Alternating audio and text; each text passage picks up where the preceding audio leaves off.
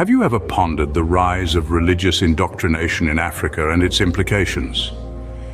Let's take a step back into history. The introduction of Christianity and Islam to Africa marked a significant shift in the continent's spiritual landscape. From the coastal regions of North Africa to the heartlands of sub-Saharan Africa, these religions found fertile ground, growing and spreading with remarkable speed.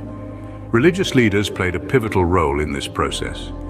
They propagated their faith with fervor, embedding the doctrines deep within the fabric of African societies.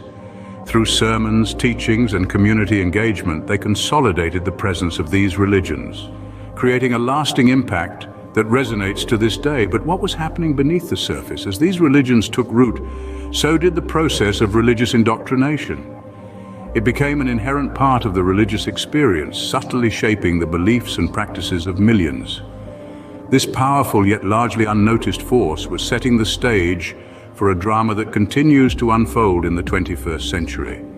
As these religions took root, so did the process of religious indoctrination, shaping the beliefs and practices of... Before we continue, kindly click on the subscription button, so you can see anytime we drop a new video. Also, do not forget to like the video and share so others can also see it. Share your opinions in the comments section as well. Let's continue. Millions. Religious indoctrination in Africa has had a profound impact on the continent's cultural, social, and political landscape.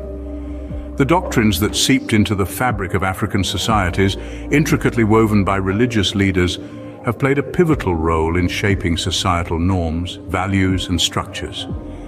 These leaders, often revered as conduits of divine wisdom, wielded immense influence, dictating social behavior and norms, and their words were considered as absolute truth. The impact of this indoctrination was far-reaching, with the religious lens often coloring the perception of morality, justice, and even governance. It became the yardstick by which individuals measured their actions and their worth. To challenge these norms was to invite ostracization, to be branded a heretic.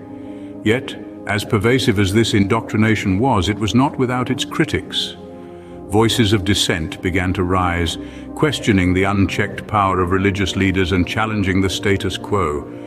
This wave of indoctrination was not without its critics, leading to a series of exposés that would rock the religious landscape. One of the most impactful exposés came from none other than T.B. Joshua, a renowned Nigerian pastor.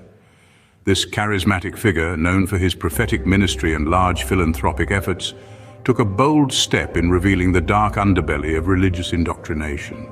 The exposé was eye-opening. T.B. Joshua unveiled the manipulative tactics employed by some religious leaders.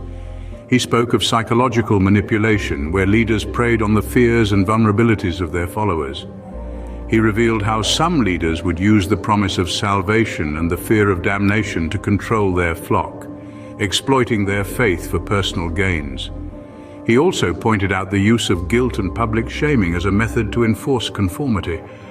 But T.B. Joshua didn't just stop at revealing the tactics.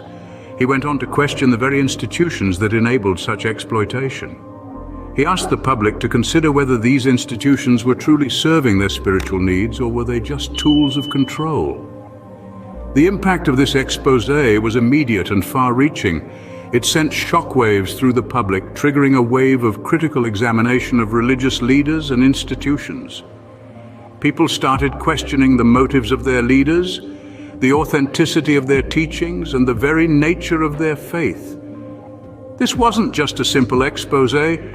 It was a catalyst that sparked a revolution, a call to arms for the faithful to reclaim their spiritual autonomy. The exposé sent shockwaves through the continent, prompting a backlash that would forever change the religious landscape.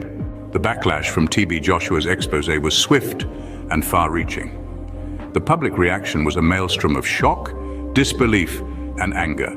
Religious leaders and institutions found themselves under intense scrutiny. Many were criticized for their role in perpetuating this system of indoctrination, their credibility severely undermined.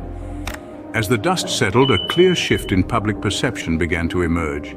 The exposé had ripped away the veil, revealing the unsavory realities of religious indoctrination. The public started demanding transparency and accountability from religious institutions. This was a call to action, a plea for change. The implications of this backlash are profound and far-reaching. The demand for transparency within religious institutions has the potential to usher in a new era, restructuring the religious landscape in Africa.